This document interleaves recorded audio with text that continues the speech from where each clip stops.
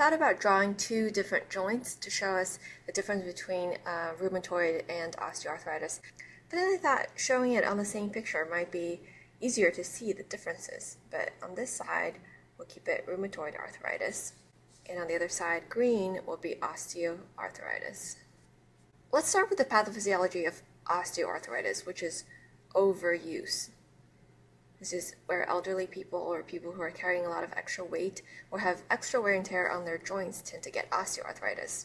And first things first, we have our joint space here. This is a synovial joint, so it moves. These two bones move against each other. These are going to be the bone parts. We're not going to do very much with them. We care about where they come together. And this yellowish layer you see here is the cartilage. It's kind of a cushion between the two bones. We don't want the bones to rub against each other. This soft, waxy cartilage do rub against each other. And over here we have the synovium, which is a very thin layer of tissue, and its job is to produce synovial fluid, which is a lubricant of the whole system. Synovium, if you look at the word, just as an extra trivia, syn means similar to, and ovium is referring to the word ovum or egg. So synovial fluid secreted by the synovium is this whitish material, very kind of like the consistency of egg whites. I think that's where the word came from, synovium, like egg whites. And that's all filled in the joint space here to lubricate the movement between the two bones. So as you can imagine, this system allows the bones to move every which way, gives us movement. Osteoarthritis, if I had to summarize it in two words, I would say it is cartilage destruction. It is purely mechanical wear and tear of the cartilage layer. It's cushioning.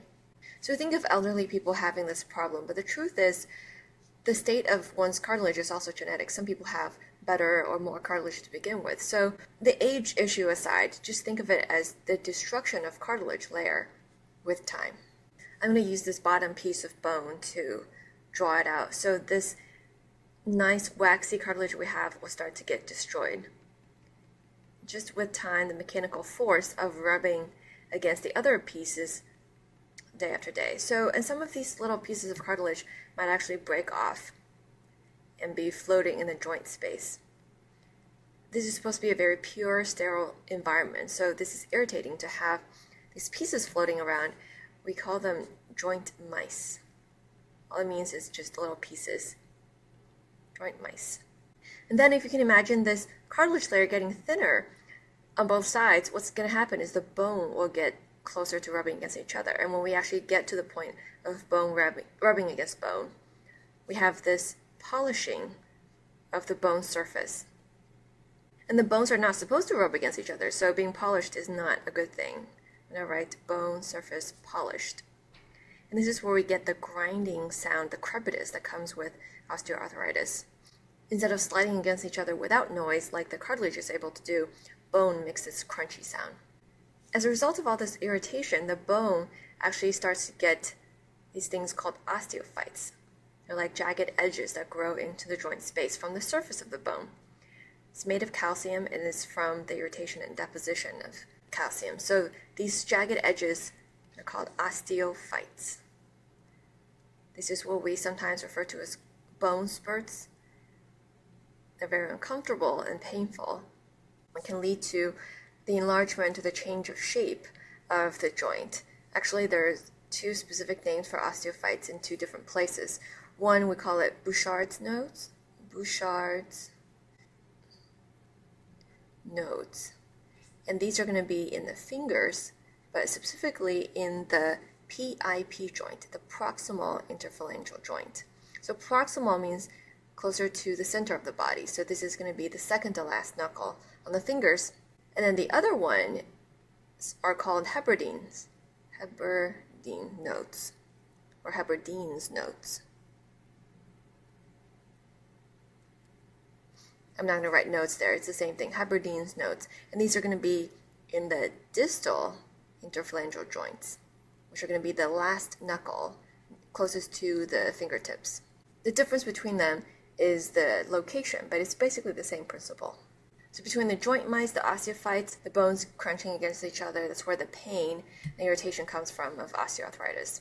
With rest, it can get better, but it's not going to reverse this process. Resting allows us to slow down the further destruction, but these osteophytes are not going to regress on its own. So now let's come over to the other side, rheumatoid arthritis. I like using red because rheumatoid arthritis reminds me of a whole systemic state of inflammation, which is exactly what it is. It's an autoimmune disorder, which means our own immune system is turning on our body and attacking it. One thing that we associate with rheumatoid arthritis is something called HLA-DR4. This is especially important for test prep. When you see it, it should be like a reflex. Think of rheumatoid arthritis. And this is a surface receptor on a cell that can activate our immune system to attack.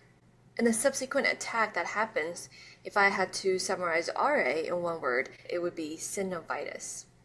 Remember, itis always refers to inflammation. So synovium is the victim of these attacks, and synovitis is what happens, inflammation of the synovium. The synovial lining here becomes irritated and inflamed. I'm drawing on both sides. Red for inflammation. That looks pretty inflamed.